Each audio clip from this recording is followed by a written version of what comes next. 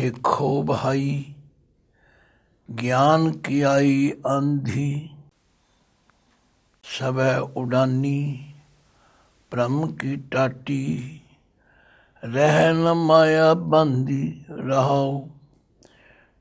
दुचिते की दोए थून गिरानी, मोह बलेंडा टूटा।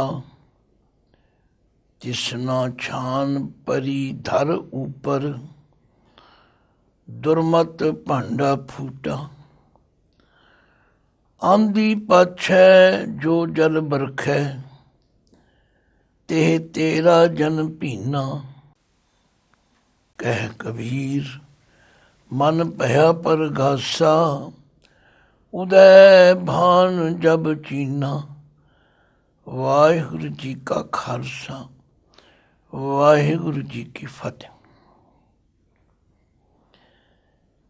गुरु सवारी साध संगत जीओ, भगत कबीर जी का उच्चारण किया है शब्द, जिसका सिरलेख राग गौड़ी चेती। ये गौड़ी राग की किस्म है। ये ठीक है कि दास ने जदों चढ़दी कला टाइम टीवी के माध्यम नाल श्री गुरु ग्रंथ साहिब जी की संथा पाठ किया, जिसनों सहज पाठ भी कहा जाता है, बहुत प्रेमिया ने सुनिया और बहुत प्रेमिया ने आप पाठ करना शुरू कर दिता। पर क्योंकि पाठ करते समय पाठ तो किया जा सकता है, विश्राम तो दसे जा सकते हैं, शब्दों का उच्चारण भी दसिया जाता है, पर उहदे अर्थ नहीं किए जाते। हुण असी गुरु किरपा द्वारा चढ़दी कला टाइम टीवी के राही एक एक शब्द की व्याख्या कर रहे हैं, तो व्याख्या करते समय जिहड़ियां गल्लां रह गईयां ने उन्हां दा भी चर्चा इत्थे कीता जा सकदा। मैनूं खुशी है कि अज ही सरदार कमलजीत सिंह जी नोएडा वालियां ने दस्सिया कि कोई कबीर ਅੰਮ੍ਰਿਤਸਰ तो हैं ਜਿਹੜੇ रोज़ इस कीती हुई व्याख्या नूं बाद विच अपने तरीके नाल निता प्रति यूट्यूब ते संगतां नूं फिर दोबारा सुणाउंदे ने। मैं उन्हां दा दिलों धन्नवाद करदा हाँ, क्योंकि कईयां नूं ये समा अनुकूल नहीं बैठता। कोई दुकानदार है, कोई दफ्तर जाने वाला है, तो इस तरीके नाल वो जदों भी चाहे अपनी यूट्यूब ते ये विचार फिर दोबारा सुन सकता। अज का ये शब्द जिसका पाठ आप जी ने श्रवण किया, आओ हुण इसकी विचार करिए। मैं देखिया कि जदों असी अखरी अर्थ करते हाँ, कईयां नूं ते समझ आ जाती, कईयां नूं फिर भी नहीं आती।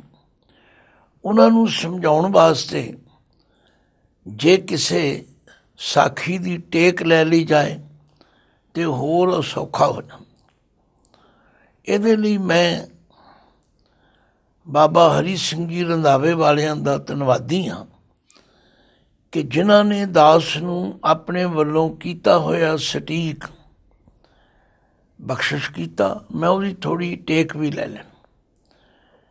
कहंदे ने भगत कबीर जी अपनी मौज विच बैठे हस रहे सन। कुदरती कुछ समा पहले हनेरी आई, ते हनेरी दे आउण नाल लोकां दीयां झुग्गियां छपरियां उड़ गईयां। लोग रो रहे सन। किसी ने भगत जी नूं हसदियां वेख के कहा, भगत जी साडा ते बड़ा नुकसान हो गया, साडियां छपरियां उड़ गईयां ने, साडे आसरे खत्म हो गए ने ते तुसी हस रहे हो। कहंदे नहीं भाई, नुकसान तो मेरा भी होया। कहंदे तुहाडा किहड़ा नुकसान होया? कहंदे सुनो, देखो भाई ज्ञान की आई आंधी। हुण इत्थे ज्ञान दे गग्गे दे पैर विच एक लकीर पई हुई है। ਇਹਨੂੰ ਅਸੀਂ ਆਪਣੀ ਬੋਲੀ ਵਿੱਚ ਹਲੰਤ ਕਹਿੰਦੇ ਹਾਂ। ਭਾਵ ਇਸ ਗੱਗੇ ਨੂੰ ਥੋੜ੍ਹਾ ਭਾਰਾ ਕਰਕੇ ਬੋਲਣਾ, ਔਰ ਇਉਂ ਸਮਝ ਲਓ ਜਿਵੇਂ ਯਈਏ ਦਾ ਚੌਥਾ ਹਿੱਸਾ ਹੋਵੇ। ਇਹਦਾ ਉਚਾਰਨ ਗਾਨ ਨਹੀਂ ਕਰਨਾ, ਗਿਆਨ ਕਰਨਾ। ਦੇਖੋ ਭਾਈ ਗਿਆਨ ਕੀ ਆਈ ਆਂधी, ਆਖਿਆ ਮੇਰੇ ਅੰਦਰ ਵੀ ਇੱਕ ਤਬਦੀਲੀ ਆਈ ਹੈ। ਸਤ ਸੰਗਤ ਗਿਆਨ ਦੇ ਮੁਕਾਬਲੇ ਵਿੱਚ ਹੈ ਅਗਿਆਨ। ਇਹਨੂੰ ਹੋਰ ਸੌਖਾ ਕਰਕੇ ਸਮਝਣਾ ਹੋਵੇ, ਅੰਧੇਰਾ ਤੇ ਚਾਨਣ। ਅੰਧੇਰੇ ਵਿੱਚ ਤੇ ਚਾਨਣ ਵਿੱਚ ਕੀ ਫਰਕ ਹੈ ਇਹ ਤੁਸੀਂ ਸਾਰੇ ਜਾਣਦੇ ਹੋ। ਹਨੇਰੇ ਵਿੱਚ ਸਾਨੂੰ ਠੋਕਰਾਂ ਲੱਗਦੀਆਂ ਨੇ, ਹਨੇਰੇ ਵਿੱਚ ਸਾਨੂੰ ਕਈ ਭਰਮ ਭੁਲੇਖੇ ਪੈਂਦੇ ਨੇ। ਕਈ ਵਾਰੀ ਰੱਸੀ ਦਾ ਸੱਪ ਜਾਪਦਾ ਹਨੇਰੇ ਕਰ, ਤੇ ਜਦੋਂ ਚਾਨਣ ਹੋ ਜਾਏ ਫਿਰ ਉਹ ਹਨੇਰੇ ਵਾਲੀ ਅਵਸਥਾ ਬਦਲ ਜਾਂਦੀ। ਭਗਤ ਜੀ ਕਹਿੰਦੇ ਨੇ ਮੈਂ ਜਿਉਂ-ਜਿਉਂ ਸਤਸੰਗ ਕੀਤਾ, ਜਿਉਂ-ਜਿਉਂ ਪਰਮਾਤਮਾ ਦਾ ਨਾਮ ਸਿਮਰਿਆ, ਮੇਰੇ ਅੰਦਰ ਗਿਆਨ ਦੀ ਅੰਧੇਰੀ ਆ ਗਈ। ਹੁਣ ਇਸ ਗੱਲ ਨੂੰ ਸਮਝਣਾ ਹੋਵੇ ਤੇ ਜਪਜੀ ਸਾਹਿਬ ਵਿੱਚੋਂ ਸਮਝੋ। ਸ਼੍ਰੀ ਗੁਰੂ ਨਾਨਕ ਦੇਵ ਜੀ ਮਹਾਰਾਜ ਨੇ ਜਪਜੀ ਸਾਹਿਬ ਦੇ ਅੰਦਰ 5 ਖੰਡਾਂ ਦਾ ਬਿਆਨ ਕੀਤਾ। ਖੰਡ ਦਾ ਮਤਲਬ ਹੁੰਦਾ ਹੈ ਹਿੱਸਾ, ਪੋਰਸ਼ਨ। ਜਿਵੇਂ ਐਜੂਕੇਸ਼ਨ ਮਹਿਕਮੇ ਵਾਲੇ BA ਨੂੰ ਪਾਸ ਕਰਨ ਵਾਸਤੇ, ਗ੍ਰੈਜੂਏਸ਼ਨ ਦੀ ਡਿਗਰੀ ਲੈਣ ਵਾਸਤੇ ਉਹਨੂੰ 3 ਸਾਲਾਂ ਵਿੱਚ ਵੰਡ ਦਿੰਦੇ ਨੇ। ਪਹਿਲੇ ਨੂੰ ਫਸਟ ਈਅਰ, ਦੂਜਾ ਸੈਕੰਡ ਈਅਰ ਅਤੇ ਤੀਜਾ ਫਾਈਨਲ। ਇਸੇ ਤਰ੍ਹਾਂ ਗੁਰੂ ਨਾਨਕ ਦੇਵ ਜੀ ਨੇ ਇਹਨੂੰ 5 ਖੰਡਾਂ ਵਿੱਚ ਵੰਡ ਦਿੱਤਾ।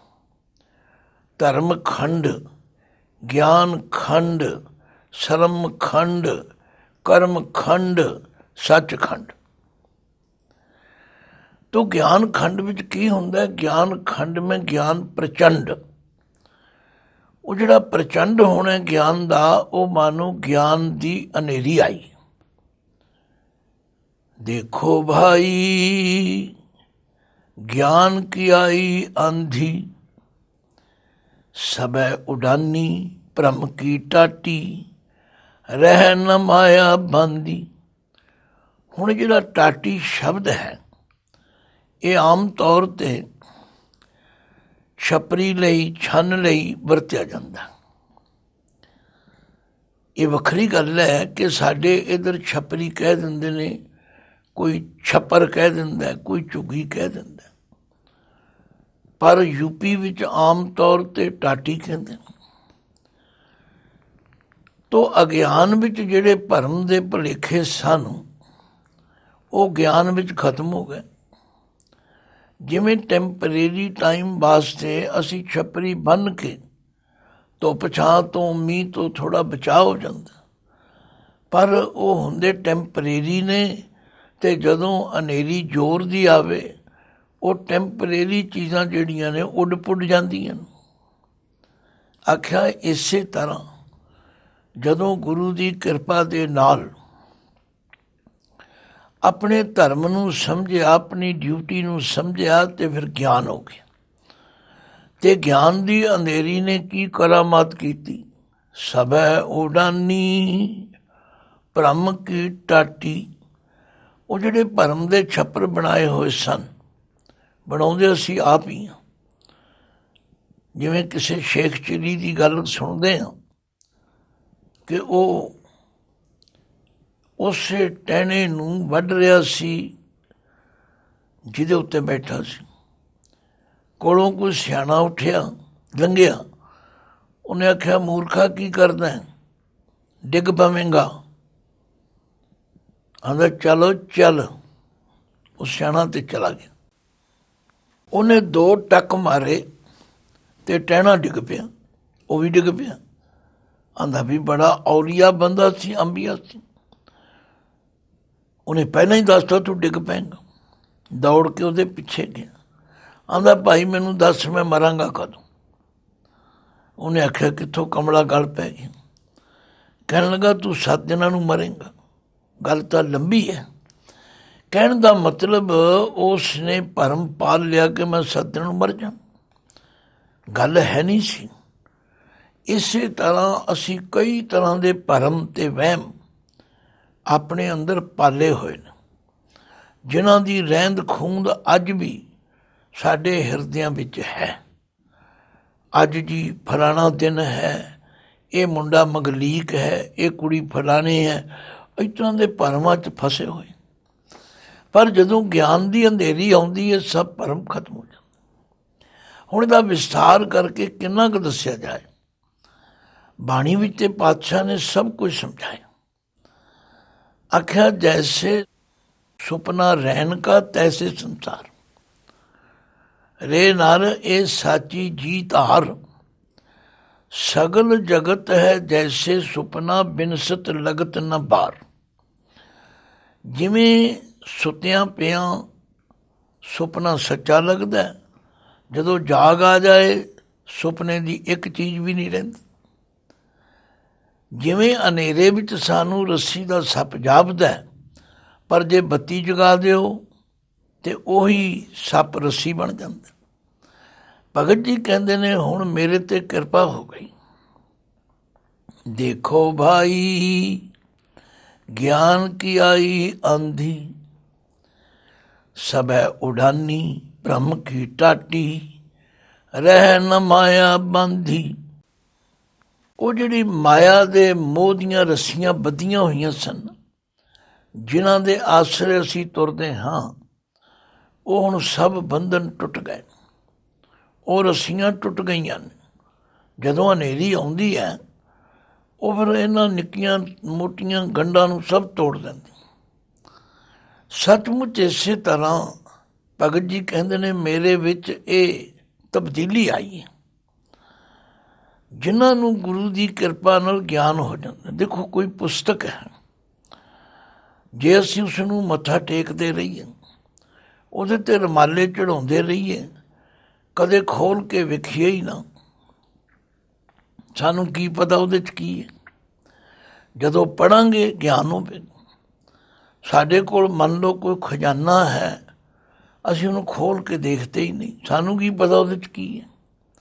ਅਤੇ ਜਿਨ੍ਹਾਂ ਨੇ ਖੋਲ੍ਹ ਕੇ ਵੇਖਿਆ ਉਹਨਾਂ ਨੇ ਆਖਿਆ ਹਮ ਧਨਵੰਤ ਭਾਗੜ ਸਚ ਨਾਹੇ, ਹਰ ਗੁਣ ਗਾਵੇਂ ਸਹਿਜ ਸੁਭਾਏ, ਪਿਉ ਦਾਦੇ ਕਾ ਖੋਲ ਡਿਟਾ ਖਜ਼ਾਨਾ, ਤਾਂ ਮੇਰੇ ਮਨ ਭਇਆ ਨਿਧਾਨਾ, ਰਤਨ ਲਾਲ ਜਾਗਾ ਕਛੂ ਨ ਮੋਲ, ਭਰੇ ਭੰਡਾਰੇ ਖੋਟੇ ਤੋਲ।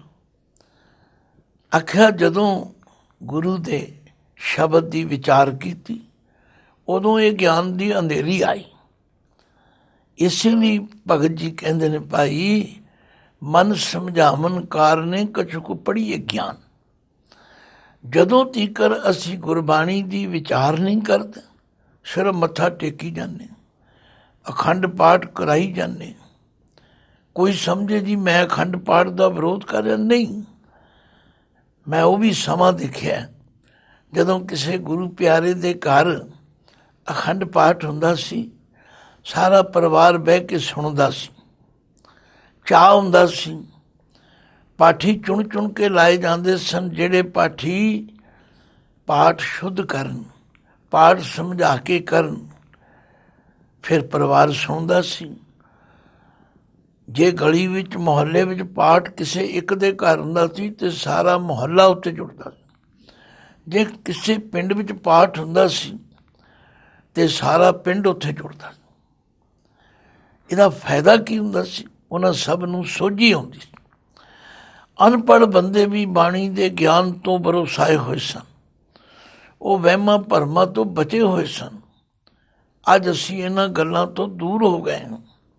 ਭਗਤ ਕਬੀਰ ਜੀ ਕਹਿ ਰਹੇ ਨੇ ਦੇਖੋ ਭਾਈ ਗਿਆਨ ਕੀ ਆਈ ਆਂधी, ਸਭੈ ਉਡਾਨੀ ਭ੍ਰਮ ਕੀ ਟਾਟੀ, ਰਹਿ ਨ ਮਾਇਆ ਬੰਧੀ।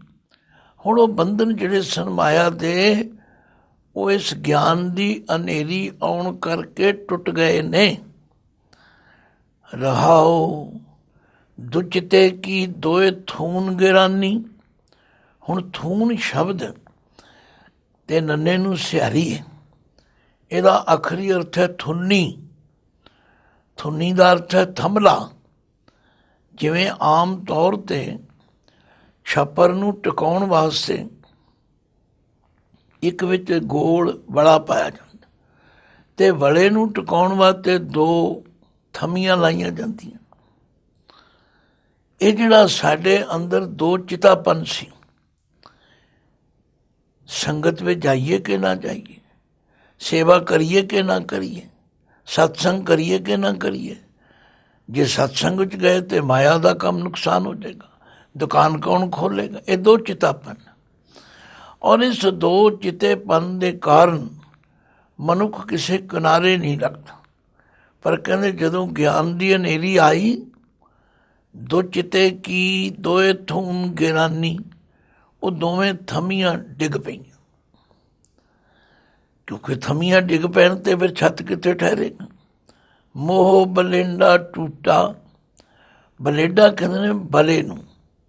ਆਮ ਤੌਰ 'ਤੇ ਛੱਪਰ ਨੂੰ ਟਿਕਾਉਣ ਵਾਸਤੇ ਇੱਕ ਵਲਾ, ਇੱਕ ਸਿੱਧੀ ਲੱਕੜ ਨੂੰ ਸ਼ਤੀਰ ਕਹਿ ਲਓ, ਵਲਾ ਕਹਿ ਲਓ, ਉਹਦੇ ਆਸਰੇ ਉਹ ਛੱਪਰ ਟਿਕਿਆ ਹੁੰਦਾ ਅਤੇ ਉਹ ਵਲਾ ਥੰਮੀਆਂ ਦੇ ਆਸਰੇ ਟਿਕਿਆ ਹੁੰਦਾ। ਆਖਿਆ ਹੁਣ ਗਿਆਨ ਹੋਣ ਦੇ ਨਾਲ ਉਹ ਜਿਹੜਾ ਮੋਹ ਦਾ ਵਲਾ ਸੀ, ਕਿਉਂਕਿ ਜੇ ਬੰਦੇ ਨੂੰ ਮੋਹ ਨਾ ਹੋਵੇ ਬੱਚਿਆਂ ਦਾ, ਇਸਤਰੀ ਦਾ, ਪਰਿਵਾਰ ਦਾ, ਅਤੇ ਉਹ ਕੋਈ ਕੰਮ ਨਾ ਕਰੇ। ਕਹਿੰਦੇ ਹੁਣ ਮੈਨੂੰ ਸਮਝ ਆ ਗਈ ਕਿ ਪਰਮਾਤਮਾ ਨੇ ਜਿਸ ਜੀਵ ਨੂੰ ਪੈਦਾ ਕੀਤਾ ਉਹਦੀ ਪਰਾਰਬਧ ਵੀ ਨਾਲ ਦਿੱਤੀ ਹੈ। ਇਹ ਮੈਨੂੰ ਵਹਿਮ ਸੀ ਕਿ ਮੈਂ ਕਮਾਉਣਾ ਅਤੇ ਇਹਨਾਂ ਨੂੰ ਖਵਾਉਣਾ। ਹੁਣ ਗਿਆਨ ਹੋਣ ਦੇ ਨਾਲ ਦੁਚਿਤੇ ਕੀ ਦੋਏ ਥੂਨ ਗਿਰਾਨੀ, ਮੋਹ ਬਲਿੰਡਾ ਟੂਟਾ, ਤਿਸਨਾ ਛਾਨ ਪਰੀ ਧਰ ਉੱਪਰ। ਹੁਣ ਛਾਨ ਛੱਪਰੀ ਨੂੰ ਕਹਿੰਦੇ ਨੇ। ਇਹ ਜਿਹੜੀ ਤ੍ਰਿਸ਼ਨਾ ਰੂਪੀ ਛੱਪਰ ਸੀ, ਕਿਉਂਕਿ ਬੰਦਾ ਤ੍ਰਿਸ਼ਨਾ ਦਾ ਮਾਰਿਆ ਹੀ ਮਰਦਾ। ਤ੍ਰਿਸ਼ਨਾ ਬਿਰਲੇ ਹੀ ਕੀ ਬੁਝੀਏ, ਕੋਟ ਜੋਰੇ ਲਾ ਕਰੋਰੇ, ਮਨ ਨਾ ਹੋਰੇ, ਪਰੇ ਪਰੇ ਹੀ ਕੋ ਲੁਝੀਏ। ਹੁਣ ਜਦੋਂ ਗਿਆਨ ਹੋ ਗਿਆ, ਭਾਈ ਕੋਈ ਕਿਸੇ ਦਾ ਕੁਝ ਨਹੀਂ ਹੈਗਾ। ਪੜ੍ਹੀ ਤੇ ਰੋਜ਼ ਜਾਂਦੇ, ਜਨਨ ਪਿਤਾ ਲੋਕ ਸੁਤ ਬਣਦਾ, ਕੋਏ ਨਾ ਕਿਸ ਕੀ ਧਰਿਆ, ਸਿਰ ਸਿਰ ਰਿਜਕ ਸੰਭਾਹੇ ਠਾਕੁਰ, ਕਾਹੇ ਮਨ ਬਹੁ ਕਰਿਆ। ਪਰ ਇਹ ਸਮਝ ਕਦੋਂ ਆਉਂਦੀ ਹੈ? ਮੇਰੇ ਮਾਧੋ ਜੀ ਸਤ ਸੰਗਤ ਮਿਲੇ ਤੋ ਤਰਿਆ, ਗੁਰ ਪ੍ਰਸਾਦ ਪਰਮ ਪਦ ਪਾਇਆ, ਸੂਕੇ ਕਾਸ਼ਟ ਹਰਿਆ। ਆਖਿਆ ਇਸ ਗਿਆਨ ਦੀ ਹਨੇਰੀ ਆਉਣ ਨਾਲ ਦੁਚਿਤੇ ਕੀ ਦੋਏ ਥੂਨ ਗਿਰਾਨੀ, ਮੋਹ ਬਲੇਂਡਾ ਟੂਟਾ, ਤਿਸਨਾ ਛਾਨ ਪਰੀ ਧਰ ਉੱਪਰ। ਉਹ ਤ੍ਰਿਸ਼ਨਾ ਦੀ ਛੰਨ ਛਪਰੀ ਜਿਹੜੀ ਇਹਨਾਂ ਥੰਮੀਆਂ ਤੇ ਵਲੇ ਦੇ ਆਸਰੇ ਖੜੀ ਸੀ, ਉਹ ਧੜਮ ਕਰਕੇ ਧਰਤੀ ਉੱਤੇ ਡਿੱਗ ਪਈ ਤੇ ਦੁਰਮਤ ਭਾਂਡਾ ਫੂਟਾ। ਹੁਣ ਭਾਂਡਾ ਤੇ ਬਰਤਨ ਨੂੰ ਕਹਿੰਦੇ ਨੇ। ਜਦੋਂ ਇਸ ਤਰ੍ਹਾਂ ਛੱਪਰ ਅਚਨ ਚੇਤੀ ਡਿੱਗ ਪਵੇ ਅਤੇ ਥੱਲੇ ਕੋਈ ਘੜਾ ਪਿਆ ਹੋਵੇ ਤਾਂ ਟੁੱਟ ਜਾਏ। ਆਖਿਆ ਇਹਦੇ ਟੁੱਟਣ ਦੇ ਨਾਲ ਜਿਹੜਾ ਖੋਟੀ ਮੱਤ ਵਾਲਾ ਬਰਤਨ ਸੀ ਉਹ ਟੁੱਟ ਗਿਆ। ਹੁਣ ਭੈੜੇ ਵਿਚਾਰ ਵੀ ਖਤਮ ਹੋ ਗਏ। ਦੇਖੋ ਭਾਈ ਗਿਆਨ ਕੀ ਆਈ ਆਂधी, ਸਭੈ ਉਡਾਨੀ, ਭ੍ਰਮ ਕੀ ਟਾਟੀ, ਰਹਿ ਨ ਮਾਇਆ ਬਾਂਧੀ। ਉਹ ਜਿਹੜੀਆਂ ਛੋਟੀਆਂ ਛੋਟੀਆਂ ਰੱਸੀਆਂ ਨਾਲ ਬੰਨਿਆ ਹੋਇਆ ਸੀ ਸਭ ਟੁੱਟ ਗਈ। ਦੋ ਚਿਤੇ ਕੀ ਦੋਏ ਥੂਨ ਗਿਰਾਨੀ, ਮੋਹ ਬਲੇਂਡਾ ਟੂਟਾ, ਤਿਸਨਾ ਛਾਨ ਪਰੀ ਧਰ ਉੱਪਰ, ਦੁਰਮਤ ਭਾਂਡਾ ਫੂਟਾ। ਉਹ ਜਿਹੜਾ ਖੋਟੀ ਮੱਤ ਵਾਲਾ ਭਾਂਡਾ ਸੀ ਉਹ ਟੁੱਟ ਗਿਆ। ਸਮਝ ਆ ਗਈ, ਕਿਉਂਕਿ ਬਾਣੀ 'ਚ ਭਗਤ ਜੀ ਨੇ ਕਿਹਾ, ਮੇਰੇ ਮਨ ਭੂਲੇ कपट न कीजै, अंत नभेरा तेरे जी पहलीजै। छिन छिन तन छीजै, जरा जनावै, तब तेरी ओक कोई पानियों न पावै। कहत कबीर कोई नहीं तेरा, ਹਿਰਦੇ ਰਾਮ ਕੀ ਨਾ ਜਪੈ ਸਵੇਰਾ। ਹੁਣ ਉਹ ਖੋਟੀ ਮੱਤ ਵਾਲਾ ਭਾਂਡਾ ਫੁੱਟ ਗਿਆ, ਭਾਵ ਸੁਮਤ ਆ ਗਈ। ਤੇ ਕੁਦਰਤੀ ਤੁਸੀਂ ਕਈ ਵਾਰ ਦੇਖਿਆ ਹੋਵੇ, ਜਦੋਂ ਹਨੇਰੀ ਆਉਂਦੀ ਹੈ ਸਭ ਕੁਝ ਉੱਡ ਪੁੱਡ ਜਾਂਦਾ, ਫਿਰ ਕੁਦਰਤੀ ਮੀਂਹ ਵਸਦਾ, ਔਰ ਉਹ ਮੀਂਹ ਵਸਦਾ ਜਿਹੜਾ ਉਹ ਜਿਤਨੀ ਮਿੱਟੀ ਧੂੜ ਉੱਡੀ ਹੁੰਦੀ ਸਭ ਸ਼ਾਂਤ ਕਰ ਦਿੰਦਾ। ਕਹਿੰਦੇ ਇਸੇ ਤਰ੍ਹਾਂ ਇਸ ਗਿਆਨ ਦੀ ਹਨੇਰੀ ਤੋਂ ਬਾਅਦ ਜਦੋਂ ਇਹ ਤਬਦੀਲੀ ਆਉਂਦੀ ਹੈ, ਫਿਰ ਆਂਦੀ ਪਾਛੈ ਜੋ ਜਲ ਬਰਖੈ। ਇਸ ਹਨੇਰੀ ਤੋਂ ਪਿੱਛੋਂ ਜੋ ਤਬਦੀਲੀ ਆਉਂਦੀ ਹੈ, ਜੋ ਫਿਰ ਪਰਮਾਤਮਾ ਦੀ ਕਿਰਪਾ ਹੁੰਦੀ ਹੈ, ਗੁਰੂ ਦੀ ਕਿਰਪਾ ਦੁਆਰਾ ਜਿਹੜਾ ਜਲ ਬਰਖਦਾ, ਜੋ ਗੁਰੂ ਉਪਦੇਸ਼ ਦਿੰਦਾ, ਤੇ ਤੇਰਾ ਜਨ ਭੀਨਾ, ਉਹਦੇ ਵਿੱਚ ਤੇਰੇ ਜਨ ਸੇਵਕ ਦਾ ਮਨ ਭਿੱਜ ਗਿਆ। ਕਿਉਂਕਿ ਹਮੇਸ਼ਾ ਹਨੇਰੇ ਨੂੰ ਦੂਰ ਕਰਨ ਲਈ ਸਾਨੂੰ ਦੀਵਾ ਬਾਲਣਾ ਪੈਂਦਾ।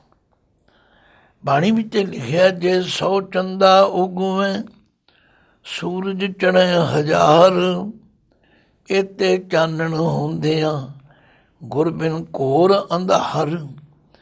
ਨਾਨਕ ਗੁਰੂ ਨ ਚੇਤਨੀ, ਮਨ ਆਪਣੇ ਸੁਚੇਤ। ਛੋਟੇ ਤਿਰਬੂ ਵਾਲਿਓ ਸੁਣਿਏ ਅੰਦਰ ਖੇਤ।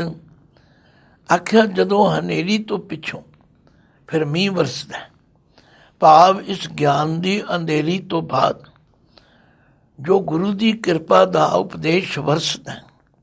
ਆਂਦੀ ਪਾਛੈ ਜੋ ਜਲ ਬਰਖੈ, ਤੇ ਤੇਰਾ ਜਨ ਭੀਨਾ, ਉਹਦੇ ਵਿੱਚ ਤੇਰੇ ਇਸ ਸੇਵਕ ਦਾ ਮਨ ਭਿੱਜ ਗਿਆ। ਤੇ ਕਹਿ ਕਬੀਰ ਮਨ ਭਇਆ ਪ੍ਰਗਾਸਾ। ਕਬੀਰ ਜੀ ਕਹਿੰਦੇ ਹੁਣ ਮੇਰੇ ਮਨ ਵਿੱਚ ਪ੍ਰਕਾਸ਼ ਹੋ ਗਿਆ, ਚਾਨਣ ਹੋ ਗਿਆ। ਉਦੈ ਭਾਨ ਜਬ ਚੀਨਾ, ਉਦੈ ਦਾ ਮਤਲਬ ਹੈ ਚੜ੍ਹਨਾ, ਪ੍ਰਕਾਸ਼ ਹੋਣਾ। ਭਾਨ ਕਹੀਏ ਸੂਰਜ, ਜਦੋਂ ਗਿਆਨ ਦਾ ਸੂਰਜ ਚੜ੍ਹਿਆ ਤੇ ਹੁਣ ਮਨ ਵਿੱਚ ਚਾਨਣ ਹੋ ਗਿਆ। ਬਸ ਚਾਨਣ ਹੋਣ ਦੀ ਲੋੜ ਹੈ, ਅੰਧੇਰਾ ਦੂਰ ਹੋ ਜਾਏਗਾ। ਅੰਧੇਰੇ ਵਿੱਚ ਜਿਹੜੇ ਪੈਦਾ ਕੀਤੇ ਹੋਏ ਭਰਮ ਨੇ ਉਹ ਵੀ ਦੂਰ ਹੋ ਜਾਣਗੇ। ਦੀਵਾ ਬਲੇ ਅੰਧੇਰਾ ਜਾਏ, ਵੇਦ ਪਾਠ ਮਦ ਪਾਪਾਂ ਖਾਏ। ਹੁਣ ਸ਼ਬਦ ਵਿੱਚ ਇੰਨਾ ਗਿਆਨ ਹੈ ਕਿ ਇਹਦੀ ਵਿਚਾਰ ਘੰਟਿਆਂ ਬੱਧੀ ਕੀਤੀ ਜਾਏ ਤਾਂ ਵੀ ਥੋੜ੍ਹੀ ਹੈ। ਪਰ ਸੁਣੋ ਧਿਆਨ ਨਾਲ ਤੇ ਪੜ੍ਹੋ ਧਿਆਨ ਨਾਲ। ਦੇਖੋ ਭਾਈ ਗਿਆਨ ਕੀ ਆਈ ਆਂਦੀ, ਸਭੈ ਉਡਾਨੀ ਭ੍ਰਮ ਕੀ ਟਾਟੀ। ਰਹਿ ਨ ਮਾਇਆ ਬਾਂਦੀ ਰਹਾਓ, ਦੁਚਿਤੇ ਕੀ ਦੋਇਥੂਨ ਗਿਰਾਨੀ। ਮੋਹ ਬਲਿੰਡਾ ਟੂਟਾ, ਤਿਸਨਾ ਛਾਨ ਪਰੀ ਧਰ ऊपर। दुर्मत भांडा फूटा, आंधी पाछै जो जल बरखै। ते तेरा जन भीना, कह कबीर मन भया प्रगासा। उदय भान जब चीना। भाई प्यारिओ, ਬਾਣੀ ਦਾ ਪਾਠ ਵੀ ਕਰੋ, ਬਾਣੀ ਦੀ ਵਿਚਾਰ ਵੀ ਕਰੋ, ਫਿਰ ਗਿਆਨ ਦੀ ਅੰਧੇਰੀ ਆਏਗੀ ਤੇ ਇਹਨਾਂ ਸਾਰੇ ਵਹਿਮਾਂ ਭਰਮਾਂ ਨੂੰ ਉਡਾ ਕੇ ਲੈ ਜਾਏਗੀ। ਵਾਹਿਗੁਰੂ ਜੀ ਕਾ ਖਾਲਸਾ, ਵਾਹਿਗੁਰੂ ਜੀ ਕੀ ਫਤਿਹ।